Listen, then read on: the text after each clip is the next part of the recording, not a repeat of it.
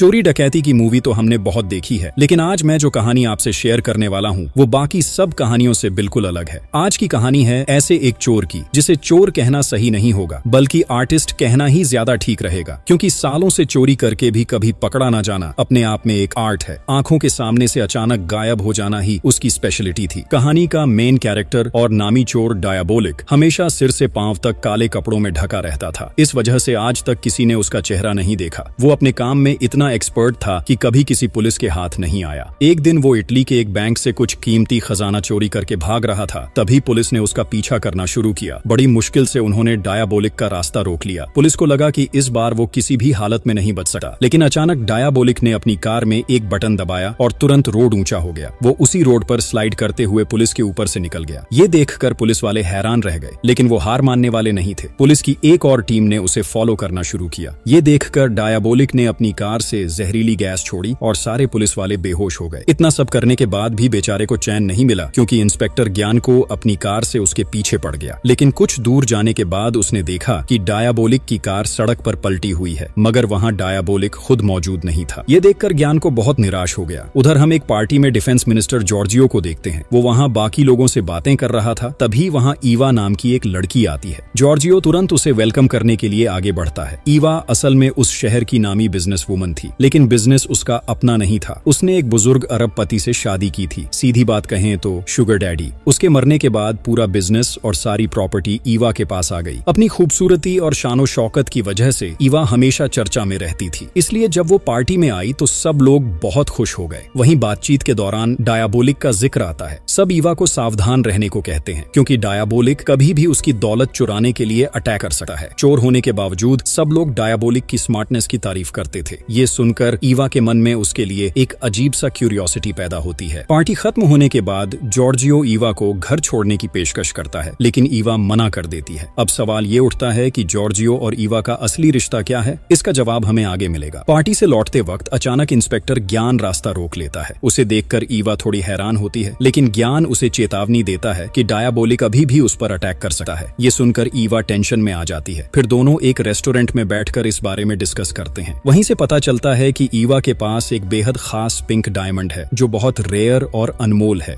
ज्ञान को पूरा यकीन था कि डायबोलिक उसे चुराने जरूर आएगा, इसलिए वो ईवा से उसकी सारी डिटेल्स ले लेता है। वो किस होटल में रह रही है, उसका रूम नंबर क्या है, उसके साथ कोई और है या नहीं। सब कुछ जानने के बाद जाते जाते ज्ञान उसे दोबारा चेतावनी देता है कि किसी पर भी भरोसा मत करना, क्योंकि डायबोलिक का असली चेहरा किसी ने आज तक नहीं देखा। हो सकता है वो होटल का मैनेजर हो, कोई वेटर हो, या फिर खुद ज्ञान भी। ये सुनकर ईवा उसकी बात मान लेती है और ज्ञान वहां से चला जाता है। उधर जिस होटल में ईवा रह रही थी, वहां पर रॉबर्टो नाम का एक वेटर स्पेशली उसे सर्विस देने के लिए रखा गया था। एक रात रॉबर्टो अपने दोस्तों के साथ गप्पे मार रहा था और ईवा के बारे में बातें कर रहा था। तभी पता चलता है कि उसके रूम के अंदर एक स्पीकर छिपा हुआ है, जिसके जरिए डायबोलिक उनकी सारी बातें सुन रहा था। जैसे ही रॉबर्टो वहां से निकलकर घर की ओर रवाना हुआ, कोई शख्स छिपकर उस पर अटैक कर देता है। साफ था कि वो डायबोलिक ही था। उसने रॉबर्टो को मार डाला और उसकी लाश गायब कर दी। इसके बाद स्पीकर में रिकॉर्ड हुई आवाजों को बार बार सुनकर डायबोलिक ने रॉबर्टो जैसी बोलने की प्रैक्टिस शुरू कर दी। तभी पहली बार हमें डायबोलिक का असली चेहरा देखने को मिलता है। फिर सीन बदलता है और हम एलिजाबेथ नाम की एक औरत को देखते हैं। उसका हस्बैंड वॉल्टर कई दिनों से घर नहीं लौटा था, जिससे वो बहुत परेशान थी। एलिजाबेथ उसे बहुत चाहती थी, लेकिन उसका पति कभी उसकी मोहब्बत की कद्र नहीं करता था। यही सोचकर वो और भी उदास हो गई थी। उसकी सहेली उसे समझाती है कि शायद वॉल्टर किसी मुश्किल में है और वो जरूर वापस आएगा। उधर जब ईवा होटल पहुंची तो मैनेजर और बाकी स्टाफ ने उसका शानदार वेलकम किया। वहीं उसकी मुलाकात रॉबर्टो से करवाई गई। ईवा उनसे बातें करके सीधा अपने कमरे की तरफ चली गई और पीछे पीछे रॉबर्टो भी वहां पहुंच गया। लेकिन सवाल ये उठता है कि रॉबर्टो तो कल ही मर चुका था, तो फिर ये आदमी कौन? दरअसल ये असली रॉबर्टो नहीं, बल्कि डायबोलिक था, जो रॉबर्टो का रूप धरकर ईवा पर नजर रख रहा था। कमरे में घुसकर जब ईवा नहाने के लिए वॉशरूम में गई तो रॉबर्टो बने डायबोलिक ने मौका पाकर उसका लॉकर खोलने की कोशिश की। उसी लॉकर में वो रेयर पिंक डायमंड रखा हुआ था। मजेदार बात ये थी कि इतनी कीमती चीज इतने आसान लॉकर में रखी गई थी, जिसे डायबोलिक ने कुछ ही मिनटों में खोल लिया। लेकिन बदकिस्मती से जैसे ही वो डायमंड निकालने वाला था, ईवा वॉशरूम से बाहर आ गई। मजबूर होकर डायबोलिक कमरे में छिप गया और वहीं से चुपचाप ईवा को देखने लगा। अचानक ईवा की नजर उस पर पड़ी तो उसने मुस्कुराकर पूछा कि क्या आपको कुछ चाहिए? ईवा ने मना कर दिया और वो चुपचाप वहां से निकल गया। उधर उसी रात एलिजाबेथ घर लौटी है और देखती है कि वॉल्टर उसका इंतजार कर रहा है। उसे देखकर एलिजाबेथ बेहद खुश हो जाती है और दौड़कर उसे गले लगा लेती है। है। तभी पता चलता है कि उसका हस्बैंड वॉल्टर असल में डायबोलिक ही है, लेकिन एलिजाबेथ को इस बारे में कुछ भी पता नहीं। वॉल्टर उसे बताता है कि वो सिर्फ उससे मिलने आया है और ज्यादा देर रुकना उसके लिए मुमकिन नहीं है क्योंकि उसे बहुत जरूरी काम पर जाना है। ये सुनकर एलिजाबेथ उदास हो जाती है और उसे डिनर के लिए रुकने को कहती है, मगर वॉल्टर उसकी बात नहीं मानता और वहाँ से चला जाता है। उसी शाम ईवा जॉर्जियो से मिलने गई थी। बातचीत के दौरान जॉर्जियो उसके करीब आने की कोशिश करता है, लेकिन ईवा उसे पास नहीं आने देती। इससे जॉर्जियो गुस्से में आ जाता है। तभी पता चलता है कि जॉर्जियो दरअसल ईवा का मंगेतर है और जल्द ही उनकी शादी होने वाली है। लेकिन ईवा को देखकर लगता था कि उनके बीच प्यार नाम की कोई चीज ही नहीं है। वो बड़ी चालाकी से जॉर्जियो को टालकर वहाँ से निकल जाती है। इधर रात के अंधेरे का फायदा उठाकर डायबोलिक ईवा के कमरे में घुसता है और फिर से वही लॉकर खोलने लगता है। लेकिन ठीक उसी समय ईवा वापस लौट आती है। कमरे में दाखिल होते ही उसे अजीब सा महसूस होता है, मानो कोई अंदर मौजूद हो। तभी डायबोलिक पीछे से आकर उसे पकड़ लेता है और डराने की कोशिश करता है। लेकिन हैरानी की बात ये थी कि ईवा बिल्कुल नहीं डरती। उल्टा वो उसे बताती है कि जिस पिंक डायमंड को चुराने वो आया है वो नकली है और असली वाला उसके पास नहीं है। डायबोलिक उसकी बात पर यकीन नहीं करता क्योंकि उसके हिसाब से इतनी अमीर औरत नकली डायमंड पहन ही नहीं सकती। तब ईवा समझाती है कि वो सिर्फ अपनी इज्जत बनाए रखने के लिए नकली डायमंड पहनती है, असली वाला तो उसने बहुत पहले बेच दिया था। फिर भी डायबोलिक को उस पर भरोसा नहीं होता। ईवा उसे चैलेंज करती है कि वो चाहे तो डायमंड चेक कर सकता है। डायबोलिक उसे धमकाता है कि अगर उसकी बात झूठ निकली तो अगली बार वो डायमंड के लिए नहीं बल्कि उसे मारने के लिए आएगा। लेकिन ईवा को इसमें भी कोई डर नहीं लगता, बल्कि वो उसे सिड्यूस करने की कोशिश करती है। असल में डायबोलिक की इतनी चर्चा सुनकर उसके दिल में उसके लिए एक अजीब सी फैंटेसी पैदा हो गई थी। इसलिए जब आज डायबोलिक सामने आया तो वो खुद को रोक नहीं पाई। मगर डायबोलिक इतना आसान शिकार नहीं था। ईवा कुछ करने ही वाली थी कि डायबोलिक अचानक गायब हो गया। उसे देखकर ईवा का इंटरेस्ट और बढ़ गया। अपने सीक्रेट ठिकाने पर जाकर डायबोलिक ने वो डायमंड चेक किया और पाया कि ईवा सच बोल रही थी। डायमंड वाकई नकली था। फिर सीन बदलता है और आधी रात को एलिजाबेथ की नींद खुल जाती है। वो बालकनी में आती है और देखती है कि घर के सामने वाले गार्डन से काले कोट पहने एक अजीब सा आदमी बाहर निकल रहा है। ये देखकर वो बुरी तरह डर जाती है। उसी समय उसे घर के अंदर किसी के कदमों की आवाज सुनाई देती है। उसे लगने लगता है कि कहीं डायबोलिक वापस तो नहीं आ गया। ये सोचकर उसका डर और भी बढ़ जाता है, लेकिन हिम्मत करके वो उस आवाज का पीछा करती है और तभी सामने वॉल्टर आ जाता है। उसे देखकर एलिजाबेथ को थोड़ी राहत मिलती है। वो उसे सारी बातें बता देती है, लेकिन वॉल्टर मानता नहीं। वो उसे समझाता है कि शायद उसने गलत देखा है या ये सिर्फ उसका वहम है। ऊपर से एलिजाबेथ ने उस दिन थोड़ा ड्रिंक भी किया था, तो उसे भी लगने लगा कि शायद सचमुच उसने गलतफहमी में देखा होगा। इसी वजह से वो और कुछ सोचने से बच जाती है। अगली सुबह ईवा जब उठती है तो देखती है कि डायबोलिक उसकी नकली अंगूठी वापस उसके कमरे में छोड़ गया है। ये देखकर ईवा हैरान रह जाती है। रात के अंधेरे में छुपकर अंदर आना तो समझ में आता है, लेकिन सुबह सुबह होटल में घुस आना उसके लिए काफी अजीब था। जिज्ञासा के कारण उसने रॉबर्टो को बुलाया। रॉबर्टो दरअसल बाहर ही खड़ा था और जैसे ही ईवा ने आवाज लगाई वो कमरे में आ गया। सब कुछ ईवा को कंफ्यूजिंग लग रहा था। तभी डायबोलिक ने उसकी सारी उलझन खत्म कर दी। उसने ईवा के सामने ही रॉबर्टो का मास्क उतारकर अपनी असली शक्ल दिखा दी। ईवा उसे देखकर दंग रह गई। ये पहली बार था जब किसी ने डायबोलिक का असली चेहरा देखा। हाँ, एलिजाबेथ ने पहले भी उसका चेहरा देखा था, लेकिन उसे पता नहीं था कि वही डायबोलिक है। यहाँ सबसे बड़ा सवाल ये था कि डायबोलिक ने सबको छोड़कर सिर्फ ईवा को ही अपनी पहचान क्यों दिखाई। असल में ईवा उसे पसंद आने लगी थी। ऊपर से पिछली रात उसने उस पर अटैक किया था, फिर भी ईवा ने किसी से कुछ नहीं कहा। यही देखकर डायबोलिक का उस पर थोड़ा थोड़ा भरोसा बनने लगा। ईवा तो पहले से ही डायबोलिक की तरफ आकर्षित थी, इसलिए उसे सामने देखकर वो खुद को रोक नहीं पाती और दोनों काफी करीब आ जाते हैं। फिर ईवा उससे पूछती है कि क्या अब वो उस पर भरोसा करता है। डायबोलिक कंफ्यूज हो जाता है। उसका दिल ईवा पर यकीन करने को कह रहा था, लेकिन दिमाग मान नहीं रहा था। बातचीत में ये भी सामने आता है कि शुरुआत से ही डायबोलिक ईवा के आसपास घूमता रहा है। यहाँ तक कि पहले दिन जिसने ईवा को डायबोलिक के बारे में सावधान किया था, वो इंस्पेक्टर ज्ञान भी कोई और नहीं बल्कि खुद डायबोलिक ही था। ये सब जानने के बाद ईवा उससे उसका असली नाम पूछती है। डायबोलिक बताता है कि लोग उसे वॉल्टर के नाम से जानते हैं, लेकिन ये भी उसका असली नाम नहीं है। ईवा समझ जाती है कि डायबोलिक कभी भी अपनी असली पहचान किसी को नहीं बताएगा, इसलिए वो जोर नहीं डालती, बल्कि वो उसे अपने बारे में बताना शुरू करती है। ईवा उसे जॉर्जियो के बारे में बताती है। दरअसल ईवा जॉर्जियो से शादी करना बिल्कुल नहीं चाहती, लेकिन विरोध भी नहीं कर सकती क्योंकि जॉर्जियो के पास उसके अतीत की कुछ सीक्रेट डॉक्यूमेंट्स हैं। अगर वो बाहर आ गए तो उसकी इज्जत मिट्टी में मिल जाएगी। जॉर्जियो ने उसे धमकी दी थी कि अगर उसने शादी से मना किया तो वो सारे डॉक्यूमेंट्स पब्लिक कर देगा। मजबूरी में ईवा ने शादी के लिए हाँ कर दी थी। ये सुनकर डायबोलिक उसे आश्वासन देता है कि वो 24 घंटे के अंदर वो सारे डॉक्यूमेंट्स ईवा तक पहुंचा देगा। लेकिन प्रॉब्लम ये थी कि ईवा के पास उससे कांटेक्ट करने का कोई तरीका नहीं था। तब डायबोलिक उसे एक कैफे का एड्रेस और टाइम देकर कहता है कि वो वहां उसका इंतजार करे। ईवा पूछती है कि अगर अगर वो अपने असली चेहरे में नहीं आएगा तो उसे पहचान कैसे पाएगी। डायाबोलिक बताता है कि वो एक स्पेशल कोड इस्तेमाल करेगा जिससे ईवा उसे पहचान लेगी। दोनों इन सब बातों की प्लानिंग करने लगते हैं। उधर होटल मैनेजर को रॉबर्टो कहीं नहीं मिल रहा था तो उसने पूरे होटल में हंगामा शुरू कर दिया। रिसेप्शन से उसे पता चला कि रॉबर्टो आखिरी बार ईवा के कमरे में गया था और वापस नहीं आया। ये सुनकर मैनेजर को शक होता है और वो तुरंत ईवा के कमरे में पहुंच जाता है। ईवा के पास कोई और रास्ता नहीं बचता तो वो डायाबोलिक को अलमारी के अंदर छुपा देती है। फिर दरवाजा खोलकर ऐसे दिखाती है जैसे वो सो रही थी और मैनेजर ने उसकी नींद डिस्टर्ब कर दी। वो बहुत कोशिश करती है कि मैनेजर कमरे में न आए, लेकिन वो जबरदस्ती अंदर घुस जाता है और बहाने बहाने से यहाँ वहाँ चेक करने लगता है। बातों बातों में वो ईवा से रॉबर्टो के बारे में पूछता है। ईवा झूठ बोल देती है कि सुबह ब्रेकफास्ट देने आया था और फिर उसकी मुलाकात नहीं हुई, मगर मैनेजर को भरोसा नहीं होता और वो अच्छे से कमरे की तलाशी लेने लगता है। ईवा समझ जाती है कि मैनेजर को शक हो गया है तो वो साउंड कोड से डायाबोलिक को सावधान कर देती है। फिर चालाकी से मैनेजर को बाथरूम चेक करने भेजती है और उस मौके पर डायाबोलिक को अलमारी से निकालकर कमरे के बाहर भेज देती है। दूसरी तरफ एलिजाबेथ अभी भी पिछले रात की घटना के बारे में सोच रही थी। उसके बार बार दिमाग में यही आ रहा था कि उसने रात को जो देखा वो गलत नहीं था। इसलिए अपने शक को दूर करने के लिए वो गार्डन में जाकर उस रास्ते को ढूंढने लगी। काफी खोजने के बाद सच में उसे वो सीक्रेट रास्ता मिल ही जाता है। तभी एक बटन पर उसका पैर पड़ते ही गार्डन की घास ऊपर उठ जाती है और एक अंडरग्राउंड रूम का दरवाजा खुल जाता है। एलिजाबेथ डरते डरते अंदर जाती है और वहाँ का नजारा देखकर उसकी रूह कांप उठती है। वहाँ कई लोगों के मास्क सजे हुए थे और बहुत तरह के केमिकल रखे थे। ये सब देखकर एलिजाबेथ समझ जाती है कि ये जरूर डायाबोलिक का रास्ता है। वो तुरंत पुलिस को खबर देती है और इंस्पेक्टर जॉन को अपनी टीम के साथ वहाँ पहुँच जाता है। सब कुछ चेक करने के बाद उन्हें यकीन हो जाता है कि एलिजाबेथ का हस्बैंड ही डायाबोलिक है। उधर डायाबोलिक जब कार से लौट रहा था तभी एक बटन प्रेस करते ही पहाड़ अजीब तरह से खुल जाता है और वहाँ से नया रास्ता निकलता है। ये सब उसने अपने काम की आसानी के लिए बनाया था। वो उसी रास्ते से अपने सीक्रेट अड्डे पर पहुँचता है, लेकिन वहाँ उसके लिए बड़ा सरप्राइज इंतजार कर रहा होता है। इंस्पेक्टर ज्ञान को पहले से घात लगाकर बैठा था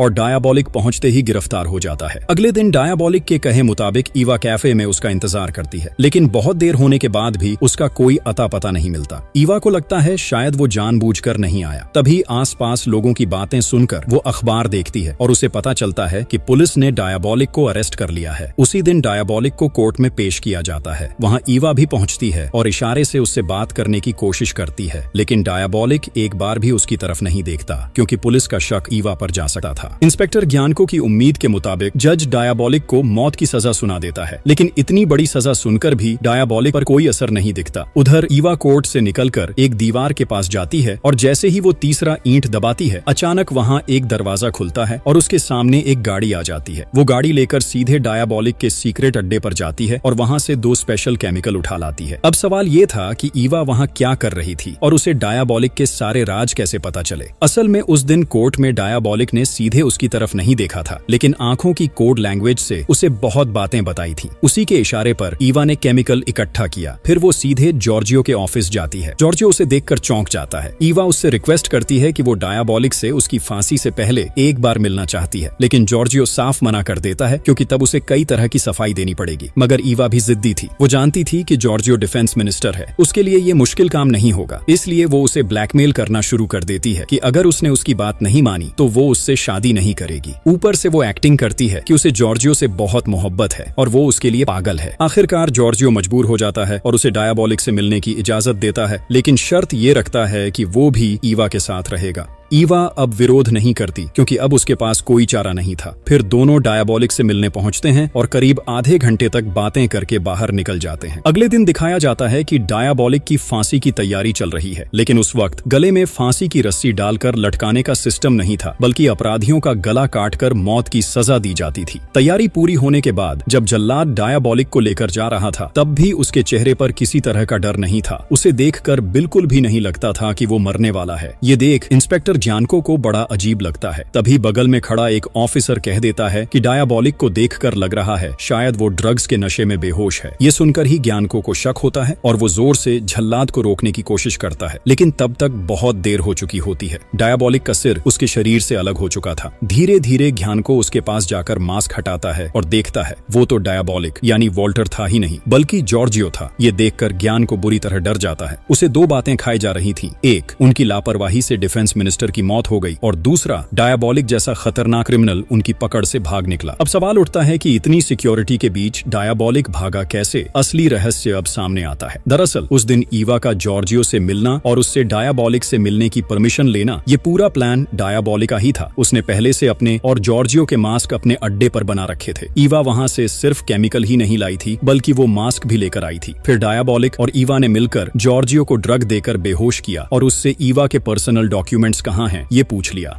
वो डॉक्यूमेंट्स जॉर्जियो के पर्सनल लॉकर में थे जिसका पासवर्ड सिर्फ उसी को पता था। डायबॉलिक ने वो पासवर्ड भी उससे निकलवा लिया। उसके बाद उसे दूसरा ड्रग देकर ऐसा हाल कर दिया कि होश आने के बाद भी वो किसी को कुछ बता ना पाए। फिर डायबॉलिक ने जॉर्जियो के चेहरे का मास्क और उसके कपड़े पहन लिए और जॉर्जियो को वॉल्टर का मास्क पहनाकर छोड़ दिया। मतलब परफेक्ट क्राइम, किसी को कुछ भी शक नहीं हुआ। इसके बाद सीन शिफ्ट होता है। डायबॉलिक जॉर्जियो के रूप में उसके ऑफिस पहुंचकर लॉकर खोलता है और ईवा के सारे डॉक्यूमेंट निकाल लेता है। तभी पुलिस भी वहां पहुंच जाती है, लेकिन उन्हें पहचान ही नहीं चलता कि सामने खड़ा आदमी असल में डायबॉलिक है। उनकी आंखों के सामने से ही डायबॉलिक साफ निकल जाता है। उधर एक अमीर औरत बैंक में कुछ कीमती सामान रखने आती है। चूंकि वो बहुत रेयर और कीमती चीजें थीं, इसलिए सिक्योरिटी को लेकर वो औरत थोड़ी परेशान थी। वो मैनेजर से लाकर की सिक्योरिटी के बारे में पूछती है। मैनेजर समझाता है कि लाकर की दीवारें 3 परतों से बनी हैं, जिसे तोड़कर चोरी करना नामुमकिन है। इसके अलावा लाकर की चाबी सिर्फ मालिक के पास होती है और किसी और तरीके से चाबी हासिल करना पॉसिबल नहीं है। ये सब सुनकर औरत चैन से अपना सामान लाकर में रख देती है और बाहर चली जाती है। लेकिन असलियत में वो औरत कोई और नहीं बल्कि ईवा थी। असल में वो और डायबॉलिक मिलकर उसी बैंक को लूटने का प्लान बना रहे थे। इसलिए डायबॉलिक ने ईवा को वहां भेजा था ताकि वो सिक्योरिटी सिस्टम की डिटेल ले सके। उधर इंस्पेक्टर ज्ञान को भी डायबॉलिक को पकड़ने के लिए पूरी मेहनत कर रहा था। उसने शहर के हर बैंक, हर ट्रस्ट, हर लाकर रूम को चेक करना शुरू कर दिया। उसे पता था डायबॉलिक कभी साधारण चोरी नहीं करता, वो हमेशा सबसे रेयर और कीमती चीजों के पीछे जाता है। आखिरकार ज्ञानको को उस बैंक के बारे में पता चल जाता है और वो उसे प्रोटेक्ट करने की तैयारी शुरू कर देता है। उसने अपनी टीम को शहर की हर सड़क, गली, यहाँ तक कि अंडरग्राउंड टनल्स पर भी नजर रखने का आदेश दिया। लेकिन तब तक डायबॉलिक बैंक पहुंच भी चुका था। हालांकि ईवा उसके साथ नहीं थी। उसने चाहा था कि वो उसके साथ चले, लेकिन डायबॉलिक ने उसे मना कर दिया क्योंकि काम बहुत रिस्की था। वो ईवा को खतरे में नहीं डालना चाहता था। प्लान के मुताबिक वो अंडरग्राउंड टनल से बैंक में घुसने की तैयारी करता है। वहाँ रास्ते में सेंसर लगे थे, लेकिन डायबॉलिक सेंसर से भी ज्यादा चालाक था। उसने वाटर पाइप खोल दिया ताकि सेंसर आवाज को न पहचान सके। फिर वो बड़ी आसानी से बैंक के अंदर घुसकर चोरी करता है और दूसरी तरफ से निकलने लगता है। बाहर आते ही उसका सामना पुलिस से हो जाता है। डायबॉलिक उनसे लड़ते हुए आगे बढ़ता है और तभी ज्ञान को सामने आ जाता है। डायबॉलिक को देखकर वो तुरंत गोली चला देता है। उसे यकीन था कि इस बार डायबॉलिक नहीं बचेगा, लेकिन उसे क्या पता था कि अब डायबॉलिक अकेला नहीं है। तभी अचानक ईवा पीछे से आकर ज्ञानको पर गोली चला देती है और डायबॉलिक को लेकर वहां से निकल जाती है। ईवा को देखकर डायबॉलिक भी हैरान रह जाता है, लेकिन समझ जाता है कि ईवा उसे अकेला छोड़ने वाली नहीं है। अब वो ईवा पर पूरा भरोसा करने लगता है। ज्ञान को घायल हालत में ये सब देखता रहता है, लेकिन कुछ कर नहीं पाता। कुछ दिन बाद हम देखते हैं वॉल्टर और ईवा को। अब वो दोनों साथ में बेहद खुश हैं। ईवा को इम्प्रेस करने के लिए वॉल्टर असली पिंक डायमंड भी वापस ले आता है, लेकिन ईवा को अब उसमें कोई दिलचस्पी नहीं रहती। अब उसे सिर्फ डायबॉलिक चाहिए, इसलिए वो डायमंड को समुद्र में फेंक देती है और वॉल्टर को गले से लगा लेती है। और इसी खूबसूरत मोमेंट के साथ फिल्म का अंत हो जाता है।